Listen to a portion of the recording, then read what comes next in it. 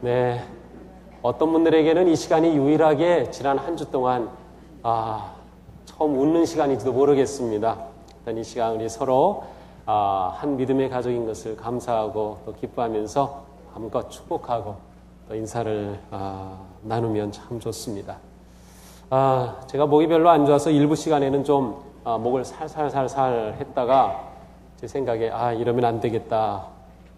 그래도 열심히 좀 해야 되지. 그리고 2부 시간에는 제가 좀 약간 좀 오버했습니다. 그랬더니 놀랍게 목이 조금 더 튀었습니다. 그래서 우리 3부 시간에는 지난주보다 좀 그래도 아름다운 듣기 좋은 목소리로 또 말씀을 전할 것 같아서 제가 얼마나 감사한지 모르겠습니다. 1999년 5월에 제가 미국 간 지는 한 10년 됐을 때고 9번째 이사를 제가 했습니다. 근데 그때는 혼자 가서 아들 셋까지 생긴 상황이라 조금 더 좋은 조건의 좀 넓은 그러한 집을 찾아간다고 해서 또 이사를 했는데 마침 그 당시 이제 오늘이 교회에서 오신 장로님이 MIT에서 그 연구과정으로 계시다가 이제 귀국하시게 되면서 자기 집에 있는 것들 목사님 원하시는 거 다 가져가세요. 막 그러는 겁니다. 얼마나 좋습니까? 제가 뭐 가난한 목사가 그 좋은 거 언제 제가 얻겠습니까? 뭐를 가져와야 될지. 그 장로님 그 집에 있는 것들이 다 좋은 것들인데요. 처음에는 굉장히 마음이 막 들떴는데 가만 생각해 보니까 내가 있을 그곳에 이것을 놓는 게 뭐 어울리지 않을 것도 있고 이게 또 목사로 뭐 가져가라 그랬다 다 가져오는 것도 좀 그렇고 그래서 딱 2개만 택했습니다. 하나는 나무로 된 그러한 긴 소파하고 그리고 피아노였습니다. 이 피아노는 제가 지금 집에 가지고 있는 피아노가 그 피아노입니다. 그래서 그나마 그거라도 없으면 아이들 어릴 때 피아노 또 레슨하고 할 때 좀 도움이 될까 해서 지금까지 가지고 있고 이 나무로 된 의자는 미국 교회에 있을 때 그 교인에게 야드 세일 하면서 이게 넘겼습니다. 글쎄요, 갑자기 그 생각이 떠오릅니다. 오늘 설교 준비를 하는데 왜 그랬을까 생각해 보니까 무엇인가 내가 갖고 싶은 소유하고 싶은 그러한 마음이 그때 저에게 마구마구 일어났던 것 같아요. 그래서 순간 흥분했지만 그래도 그 모든 욕심대로 아니라 그냥 아내하고 이야기하면서 꼭 필요한 2가지를 가졌던 것이 얼마나 다행인가 하는 그런 그 생각을 해봅니다. 자, 우리는 살아가면서 무엇인가를 소유하고자 하는 그러한 욕심이 있습니다. 어떻게 보면 이것은 기본적으로 가지고 있는 사람의 욕구라고 할 수 있습니다. 인정받고자 하는 욕구, 생존하고자 하는 욕구와 함께 소유하고자 하는 욕구가 우리에게 다 있습니다. 그리고 이러한 욕구는 사실 우리의 살아가는 삶을 가능하게 하는 그러한 좋은 원천이 되기도 합니다. 또 우리가 살아가고 있는 이 자본주의 사회는 인간의 소유하고자 하는 그러한 욕구가 없다고 하면은 이게 결코 불가능한 그러한 존재 시스템이기도 합니다. 자, 그런데 믿는 사람들에게 있어서는 자칫 이 욕구가 지나치게 되면 아주 심각한 영적인 이 치명타가 될 수 있다는 사실입니다. 보통 말하듯이 영적인 아킬레스건이 되는 거죠. 굉장히 약점으로 잡힐 수밖에 없는 거예요. 사탄에게. 굉장히 중요한 문제입니다. 오늘 본문에서 사도 바울은 하나의 선언을 딱 합니다. 탐욕은 우상숭배니라. 탐욕은 우상숭배니라. 일부 예배 권사님이 이 말씀을 읽으시면서 이제 우리 개역 개정에는 탐심이라고 되어 있죠. 탐심은 우상숭배니라. 그런데 탐식은 우상숭배니라. 그래서 우리에게 가장 더 적절한 말로 번역해서 읽어주셨어요. 네, 탐식도 우상숭배가 될 수 있겠죠. 네, 탐욕, 탐심은 우상숭배다. 정말 탐욕이 우상숭배일까요? 우상숭배는 하나님께서 가장 싫어하시는 겁니다. 하나님이 가장 역겨워하시는 겁니다. 하나님이 처음부터 분명하게 아니라고 정해 놓으신 겁니다. 그래서 십계명은 오직 여호와 하나님만 섬기라고 하는, 그래서 우상 숭배를 거부하는 그러한 계명으로 시작해서 맨 마지막 10번째 계명에서는 탐심을 갖지 않도록, 탐욕을 갖지 않도록 10번째 계명을 주십니다. 너는 내 이웃의 집을 탐내지 말지니라. 내 이웃의 아내나 그의 남종이나 그의 여종이나 그의 소나 그의 낙이나 무릇 내 이웃의 소유를 탐내지 말지니라. 그만큼 탐심이라고 하는 것은 하나님의 자녀들의 삶에서는 아주 중요한 문제입니다. 자칫하면 치명타가 될 수도 있는 문제인 것이죠. 탐욕이라고 하는 것은 내가 가지고자 하는 그 원하는 대로 다 소유하려는 것입니다. 그러니까 탐욕은 내가 필요한 것이 아니라 내가 원하는 것에 초점이 맞춰져 있고요. 그리고 내가 원하는 것은 무엇이든 제한 없이, 그리고 방법도 고려하지 않고 얻으면 된다라고 하는, 그것이 탐욕이라고 할 수 있습니다. 예수님께서는 일용할 양식을 구하라고 가르쳐 주십니다. 네가 원하는 것이 아닌 일용할, 내게 정말 필요한 것을 구하라고 하는 아주 단순한 소박한 기도를 가르쳐 주셨습니다. 자, 그러면 왜 탐욕이 우상숭배일까요? 우리의 삶은 근본적으로 하나님께 속한 삶입니다. 하나님이 우리의 왕이시고 우리의 주인이시고 우리를 다스리십니다. 그런데 탐욕을 가지게 되면 그 탐심으로 인해 내가 얻고자 하는 그 무엇이 생깁니다. 그러면 그 무엇이 와서 하나님의 자리에 떡하니 자리를 잡고 하나님이 계시던 자리에서는 내려와서 하나님은 아래로 내려오게 됩니다. 내가 요구하는 것, 원하는 것, 욕망하는 그것이 하나님 자리에 딱 섭니다. 그러면 하나님은 어떠한 분이 되시나요? 그렇게 되면 하나님, 내가 이걸 원합니다. 하나님은 내가 이걸 원하는 거를 도와주세요. 그렇게 됩니다. 완전히 뒤바뀐 거죠. 하나님의 주인이 되셔서 하나님, 제가 원하는 이것이 하나님께 기쁨이 되고 하나님이 원하시는 것이 되기 원합니다가 되어야 정상적인데, 그것이 주인이 되어버려서 이건 제가 원할 거고요.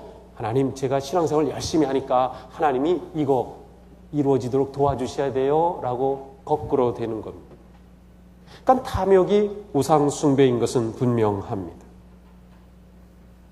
우리가 사는 이 시대처럼 강력하게 소유를 갈망하게 만드는 탐욕의 시대는 없었습니다. 우리는 지금 엄청난 소유를 갈망하는 그러한 탐욕의 시대를 살아가고 있습니다. 우리가 집을 나서기만 하면, 오늘도 예배 끝나고 나서기만 하면 눈에 띄는 것, 귀에 들리는 것, 보이는 것 전부 다 우리의 욕심을 자극하는 것들입니다. 전부가 그렇습니다. TV를 틀어도, 인터넷을 켜도, 스마트폰을 열어도 전부 우리의 욕심을 자극하죠. 제가 여기까지 딱 설교 준비를 한 다음에 여기 멈춘 다음에 제가 한번 실제로 실험을 해봤습니다. 그래서 제가 이메일, 제 계정에 들어가려고 딱 인터넷을 켜고 제 이메일을 들어가기 위해 딱 그 사이트를 들어갔습니다. 제가 필요한 것은 이메일입니다. 그런데 제 눈에 엄청난 것들이 뜹니다. 또 막 다가옵니다. 여름 특가 이벤트가 있습니다. 명품 스타일의 럭셔리 여름 코디, 원단 좋은 옷 초특가 대박, 무료 배송 국산 소가죽 지갑, 오늘만의 특가 주문 폭주 무료 배송 로이킴 연애설, 미혼 남녀 결혼 심리 테스트 10일 만에 10kg 감량 비법, 막 이러한 것들이 꽉 차 있어요. 아이고, 제가 이거 가지고 뭐를 클릭해야 될지 모를 정도예요. 그러다가 슬쩍 다른 거 클릭하게 되면 넘어가고, 정말 그 하나 띄우면요, 거기에 보통 40개에서 50개의 이러한 창들이 뜹니다. 아예 어떤 것은 아예 그냥 팝업으로 떠버리죠. 그래서 그거 지워버리지 않으면 내가 원하는 거 정보도 못 얻게 그렇게 돼 있어요. 그러니까 어떻게 보면 이 세상에서는 사람들의 소유 욕구를 최대한 자극해가지고 그것으로 어떻게 살아가려고 하는 세상인 것 같이 느껴집니다. 물론 광고, 홍보가 잘못된 것은 절대로 아닙니다. 바른 정보를 제공해 주어야 하고 유익한 것을 제공해 주어야 합니다. 바른 것을 알려주어야 합니다. 그러나 문제는 사람의 탐욕을 자극하는 속임수와 거짓 행복을 약속하는 것들이 우리의 삶에 끊임없이 도전해 온다고 하는 사실입니다. 그래서 그것들을 보고 듣게 되면서 우리로 하여금 욕망하게 만드는 사회가 우리가 살고 있는 이 사회인 것입니다. 사도 바울은 이러한 상황 속에 오늘 우리에게 말씀합니다. 여러분이 그리스도와 함께 살려주심을 받았으니 위에 있는 것들을 추구하십시오. 여러분은 땅에 있는 것들을 생각하지 말고 위에 있는 것들을 생각하십시오. 그러므로 땅에 속한 일들 곧 음행, 더러움, 정욕, 악한 욕망, 탐욕을 죽이십시오. 탐욕은 우상 숭배입니다.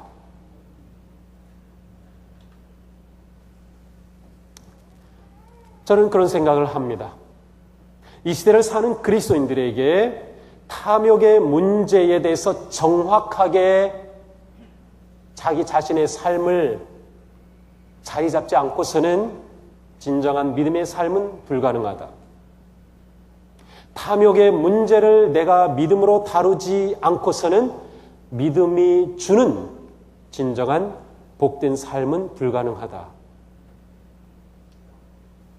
제 생각이 틀렸을까요? 여기는 모두 저를 포함해서 매일같이 탐욕과 싸움합니다. 탐욕과 씨름합니다. 저는 이 말씀 묵상하면서 제 목회에조차 탐욕이 와 있는 것을 적나라하게 보았습니다. 하나님의 이름으로 하나님의 영광이라고 하는 이름 아래에 목회도 탐욕을 추구하게 되는 것을 이 사회가 그렇게 만들고 풍조가 그렇게 만들고 그릇된 믿음이 그렇게 유혹하는 것. 자, 사도 바울은 첫 번째 1절에서 여러분이 그리스도와 함께 살려주심을 받았습니다 라고 시작합니다. 자, 탐욕의 문제를 다루면서 사도 바울은 먼저 여러분은 이라고 시작합니다. 그 말은 나는 누구인가 라고 하는 자기 이해입니다. 나는 누구인가를 알아야 한다는 거예요. 나는 누구인가. 내가 누구인가에 관한 존재에 대한 분명한 그림이 그려지지 않고서는 탐욕의 문제를 다룰 수 없기 때문입니다. 우리는 누구인가? 우리는 예수 그리스도로 말미암아 다시 태어난 존재입니다. 이게 우리들입니다. 우리는 예수 그리스도로 말미암아 다시 태어난 존재입니다. 이게 불분명하다면 여러분은 이 문제 가지고 고민하고 눈물을 흘리고 씨름해야 합니다. 예수 그리스도 때문에 내가 다시 살아난 존재다라고 하는 이 믿음의 확신, 내 존재가 어떤 존재인가라고 하는 분명한 자기의식과 이해가 있어야만 합니다. 내가 그리스도로 말미암아 새 생명을 얻은 존재라고 하는 이것이 없이는 탐욕의 문제를 우리는 결코 다룰 수가 없습니다. 우리는 모두가 예수 그리스도의 십자가로 말미암아 새 생명을 얻은 자들입니다. 그래서 우리는 새 생명을 얻은 자들이기 때문에 생명을 추구하는 사람이 된 겁니다. 새 생명을 사는 사람이 된 것입니다. 사도 바울은 이것을 가리켜서 위의 것을 구하라, 위의 것을 추구하라고 말씀을 합니다. 이렇게 본다면 세상의 사람은 두 부류로 나눕니다. 위의 것을 추구하는 사람과 땅의 것, 아래 것을 추구하는 사람입니다. 그리스도인은 그리스도로 말미암아 새 생명을 얻은 존재이기 때문에 위의 것을 추구하는 존재입니다. 그런데 문제는 우리가 위의 것을 추구하지 못하고 계속해서 땅의 것을 추구하게 된다는 사실입니다. 그리고 세상의 이러한 탐욕 중심의 구조는 우리를 자꾸 땅의 것을 추구하는 존재로 끌어내린다고 하는 사실입니다. 그러니까 우리는 먼저 내가 어떤 존재인가를 알아야 합니다. 나는 그리스도 안에 새 생명을 얻는 자이기 때문에 나는 위의 것을, 영원한 생명을 추구하는 자로 다시 태어난 존재입니다. 땅의 것에 눈길을 주지 말라는 것입니다. 땅의 욕망과 허물을 추구하지 말라는 것입니다. 오늘 우리가 이렇게 예배한다고 하는 것은 무엇을 말하나요? 물론 예배의 궁극적인 목적은 우리의 왕이신 하나님의 그 거룩하심과 영광을 찬양하고 경배하고 그분을 드높이는 것입니다. 그리고 우리는 그분의 은혜를 입고 그분의 임재하심 가운데 삶의 놀라운 생명을 누리는 것입니다. 그러나 예배가 또한 중요한 것은 예배 드림을 통해서 내가 누구인가를 재확인하는 겁니다.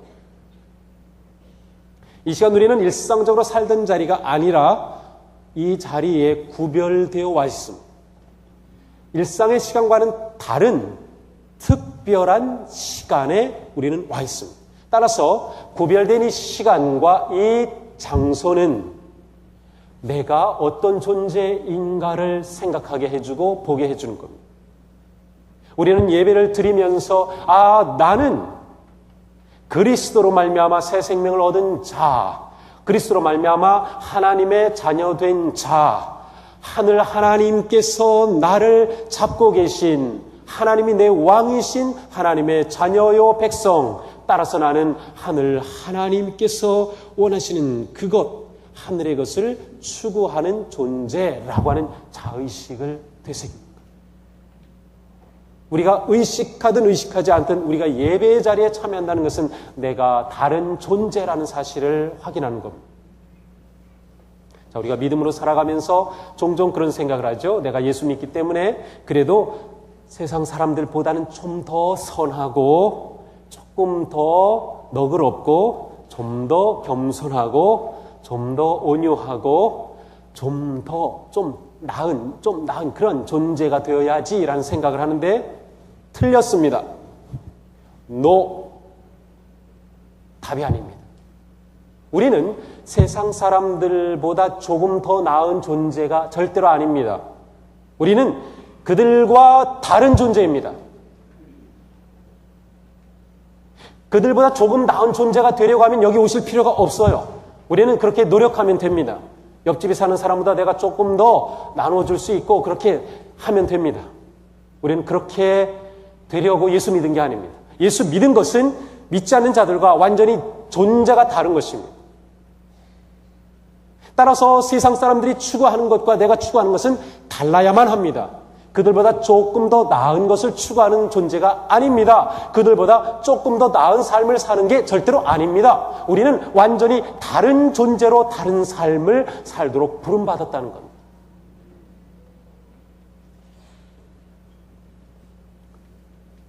내가 누구인가? 이것이 분명하지 않으면 탐욕의 문제를 우리가 다룰 수 없습니다. 이 시간 이곳에 있는 저와 여러분 모두는 나는 예수 그리스도로 말미암아 새 생명을 얻은 사람이다. 나에게는 영원한 생명이 있다. 나는 하나님의 것이다. 하나님이 내 인생의 주인이시다. 그러므로 다른 사람과 나는 완전히 다른 존재다. 따라서 세상 가운데 우리는 삽니다. 세상을 떠나서 사는 것은 바른 것은 아니에요. 우리는 세상과 다른 존재지만 세상 안에서 다르게 살도록 부름받은 겁니다. 따라서 나는 다른 존재이기 때문에 세상 속에서 그들과 다른 삶을 살아야 한다. 이게 분명해야 합니다. 자, 그 다음 사도 바울은 넘어갑니다. 2절에서 여러분은 땅에 있는 것을 생각하지 말고 위에 있는 것을 생각하십시오 라고 합니다. 내가 다른 존재다, 내가 누구인가를 알았다고 하면 두 번째로 생각이 달라야 한다는 것. 생각이 달라야 한다. 성경은 생각을 아주 중요하게 여깁니다. 예수님은 종종 사람들의 생각을 아시고 말씀하십니다. 예를 들면 마태복음 9장 4절 예수께서 그들의 생각을 아시고 말씀하셨다. 어찌하여 너는 마음속에 악한 생각을 품고 있느냐. 이런 표현이 굉장히 많이 나옵니다. 또한 예수님은 사람들의 생각을 묻기도 하십니다. 특별히 비유의 말씀을 하시면서 너희는 어떻게 생각하느냐 이렇게 물으십니다. 또 한 번은 제자들에게 너희는 그리스도를 어떻게 생각하느냐 이렇게 물으십니다. 제자들의 생각을 물었습니다. 때로는 그릇된 생각을 꾸짖기도 하십니다. 마가복음 8장 33절에 보니까 제자들을 보시고 베드로를 꾸짖어 말씀하셨다. 사탄아 내 뒤로 물러가라. 너는 하나님의 일을 생각하지 않고 사람의 일만 생각하는구나. 생각. 어떻게 가룟 유다가 스승인 예수님을 팔아넘겼을까요? 요한복음 13장 2절 저녁 먹을 때 악마가 이미 시몬 가룟의 아들 유다의 마음속에 예수를 팔아넘길 생각을 불어넣었다. 바울은 이 약한 시대를 보면서 말합니다. 사람들은 하나님을 알면서 하나님을 하나님으로 영화롭게 해드리거나 감사를 드리기는커녕 오히려 생각이 허망하여져서 지각 없는 마음이 어두워졌습니다. 이렇게 생각이 중요합니다. 우리 존재가 중요한 만큼 생각이 중요합니다. 왜냐하면 내가 무슨 생각을 하느냐가 내가 어떤 사람인가를 만들어가기 때문입니다. 우리가 하늘 백성이라고 하면 하늘의 생각을 해야 한다는 겁니다. 하늘의 생각을 함으로 하늘 백성임을 드러냅니다. 내 생각함과 내 삶이 분리될 수 없는 것이죠. 그러므로 믿음의 삶은 쉽게 말하면 우리가 다른 존재로 살기 때문에 다른 생각을 하며 사는 겁니다. 다른 생각을 하며 사는 것. 세상의 많은 유행과 풍조와 탐욕이 넘치는 속에서 우리는 다른 생각을 해야 돼요. 다른 생각. 그것이 우리를 다른 존재로 또한 만들어가는 것입니다. 사도 바울은 말씀합니다. 육신에 속한 생각은 죽음입니다.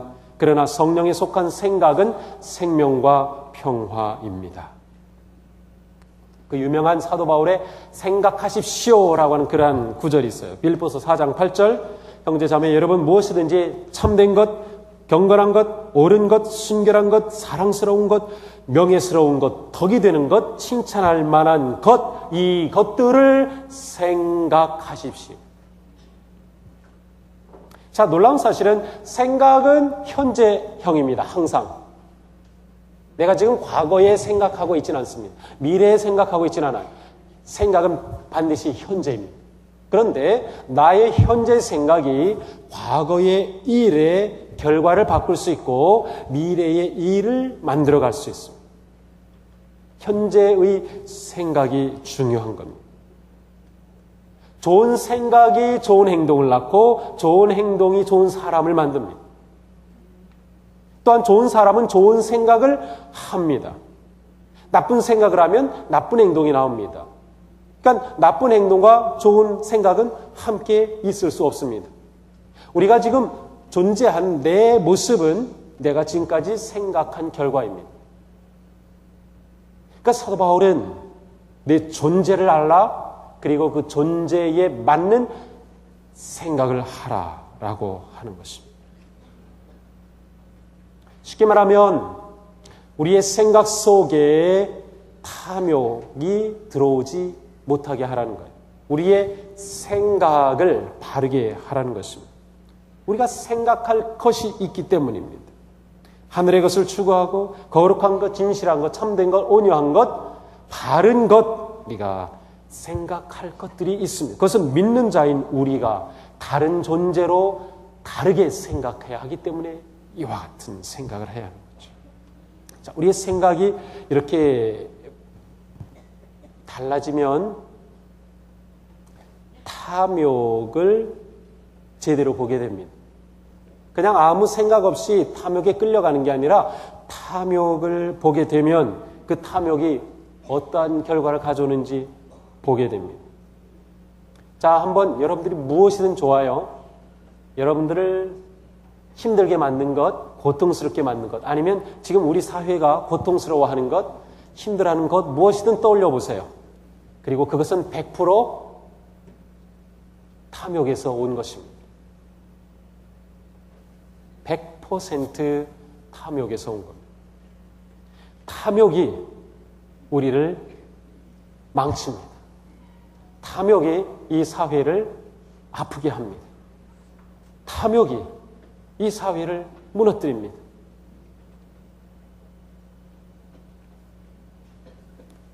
우리가 사는 이 세상이 얼마나 폐륜적인 죄악들로 가득 차 있는지 모릅니다. 탐욕에 빠져서 부모를 죽입니다. 형제들을 죽입니다. 가족을 죽입니다. 친구를 죽입니다. 아니, 내가 좋은 명품 그거 옷 얻으려고 청소년들이 사람을 죽이고 강도질합니다. 어떻게 그럴 수가 있을까요? 탐욕이 우상이 되어서 그를 다스리게 되니까 인생이 그렇게 비참하게 되는 것이죠. 탐욕은 하나님을 보지 못하게 만들고 하나님께 불순종하게 만들며 사람들로 하여금 온갖 불만과 불평에 빠지게 합니다. 탐욕에 사로잡힌 삶은 결코 만족감이 없어요. 만족감이 없으면 기쁨도 없어요. 기쁨이 없는 삶은 당연히 불행합니다. 자, 하나님은 우리에게 탐욕을 멀리하라고 하십니다. 왜 그럴까요? 저는 그런 생각을 해봤습니다. 하나님은 이 땅에 있는 모든 사람들 가운데 누가 행복하기를 원하실까? 누가 기쁨의 삶을 살기를 원하실까?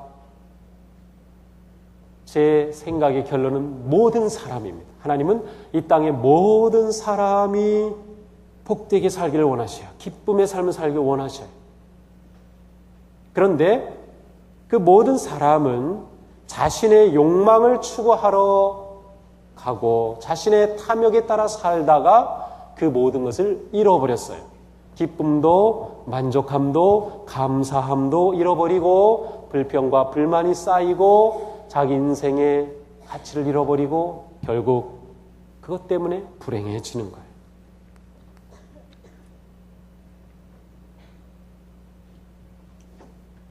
우리가 가는 믿음의 길은 분명히 하나님께서 가장 행복하게 정말 기쁨의 삶을 살아갈 수 있는 길로 우리에게 제시해 주신 길입니다. 그런데 우리는 자꾸만 다른 것에서 행복을 추구합니다. 소유하면서 행복을 추구합니다. 탐욕 가운데 빠져 있습니다. 그것이 우리를 불행하게 만듭니다. 이 시간 우리는 진지하게 내 삶을 한번 생각해 봐야 합니다. 정말 내가 만족과 기쁨의 삶을 살기를 원하는가? 그렇다면 지금의 내 상황은 내가 결코 기뻐할 수 없고 결코 만족할 수 없는 상황일까?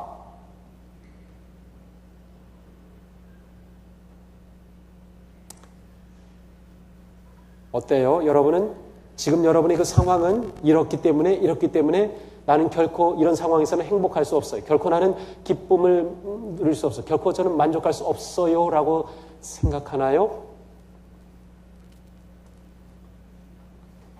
사도 바울의 말씀입니다. 나는 어떤 처지에서도 스스로 만족하는 법을 배웠습니다. 나는 비천하게 살 줄 알고 풍족하게 살 줄 압니다. 배부르거나 굶주리거나 풍족하거나 궁핍하거나 그 어떤 경우에도 적용할 수 있는 비결을 배웠습니다. 나에게 능력 주시는 자 안에서 내가 모든 것을 할 수 있습니다. 자, 사도 바울은 모든 상황에서 자족할 수 있는, 만족할 수 있는 삶을 배웠다고 합니다. 만족할 수 있는 삶. 자, 그리스도인의 삶은 모든 상황에서 만족할 수 있는 삶입니다. 그리스도인의 삶은 모든 상황에서 만족할 수 있는 삶. 근데 우리가 이거를 믿질 않아요. 그럴 수 없다고 생각해요. 그래서 자꾸 다른 걸 추구하는 겁니다.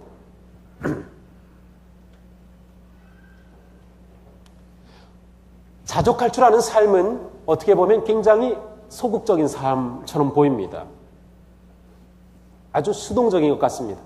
그래가지고 무슨 발전이 있습니까? 라고 말할지도 모릅니다. 그럴까요?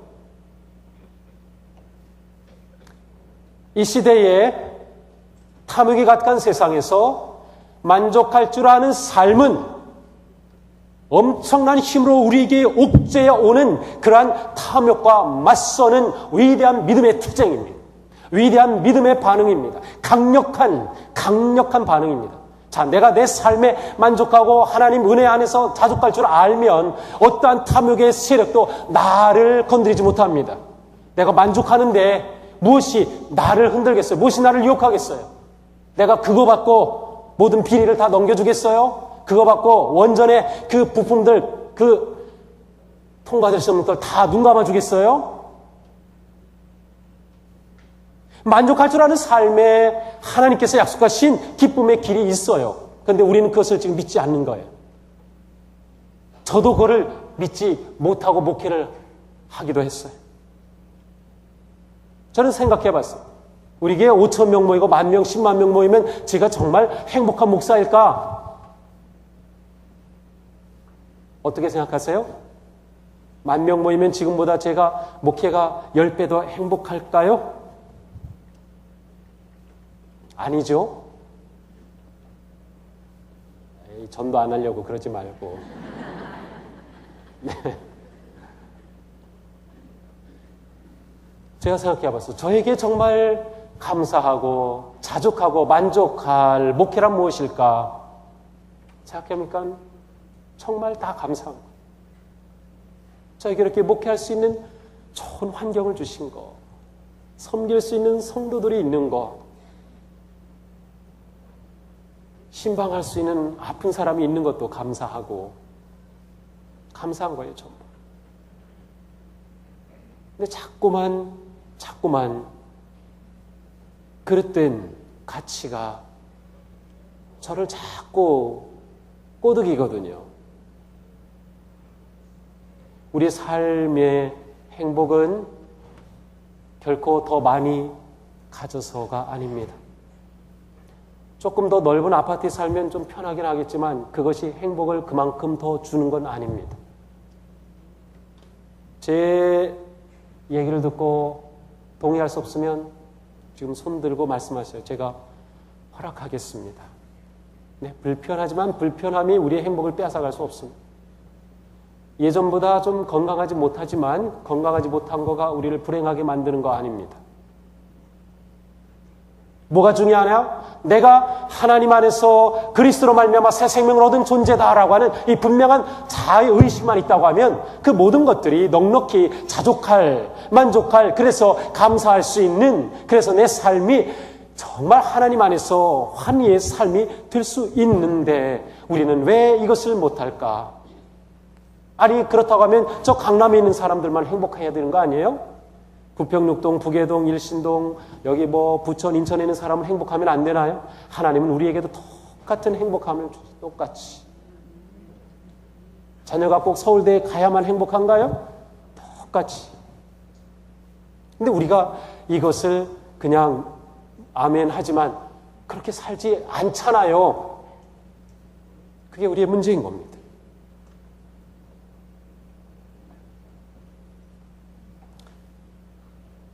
제 아내가 그래요. 2부 예배 끝나고 은혜 받았습니다. 저한테 그리고서는 아유, 그렇게 살면 더 힘들어요.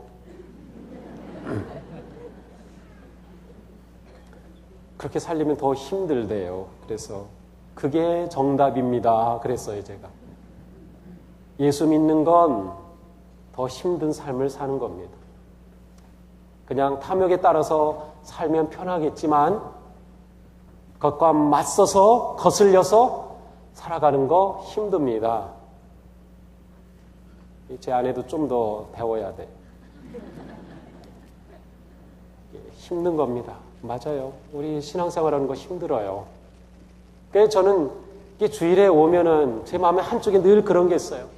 한 주 동안 정말 힘들게 살다 온 우리 성도님들이 그냥 위로해주고 격려해주고 막 그렇게 해서 그냥 보내면 좋은데 하는 마음이 있지만 근데 그게 행복을 보장해 주는 게 아니니까. 하나님의 길을 우리가 봐야 하니까. 믿음의 길이 힘들다고 하는 것을 얘기해 주지 않으면 저는 가짜 목사인 거예요. 죄송합니다, 여러분. 그냥 쉬운 길을 좀 안내해 드리면 참 저도 마음이 편할 텐데 자꾸 힘든 얘기만 합니다. 하나님은 진정으로 우리가 기쁨 가운데 자유하기를 원하십니다. 특별히 세상 사는 우리가 탐욕으로부터 자유하기를 원하십니다. 그리고 자유함의 길은 이미 예수 그리스도의 십자가에서 환히 우리 가운데 열려졌습니다. 그렇습니다. 우리의 삶은 하나님의 것이고 하나님께 달려있으며 하나님의 다스리심 가운데 우리의 삶이 있기 때문에 내 모든 것을 어떤 상황에서라도 그렇습니다. 하나님, 저는 아버지의 것입니다. 아버지께서 뜻대로 해주세요. 제가 이것을 원합니다. 이렇게 되면 좋겠습니다. 그렇지만 저는 전적으로 아버지의 것이니 아버지 안에서 저는 진정한 자유와 평화와 기쁨을 누리기 원합니다. 비록 제가 이와 같은 고통 가운데 있지만, 이와 같은 절망스러운 일이 다가오지만, 이와 같은 아픔이 있지만, 이와 같은 고난이 있지만, 주님, 그러나 이 속에서도 하나님이 주시는 그 평화와 기쁨을 누리기 원합니다. 세상 사람이 누릴 수 없는 그 하늘의 평화를, 그 기쁨을 제가 이 자리에서도 누리기 원합니다. 저는 아버지의 자녀이기 때문입니다. 그러면 우리 아버지께서 아빠 되신 그 자부심이 대단하신데 세상 사람보다 이 상황에서 더 행복하게 원한다는데 하나님이 우리에게 평화를 안 주시겠어요? 그 믿음 가운데 기쁨을 회복시키지 않겠어요? 그 삶 가운데 자족함을 주지 않으시겠어요?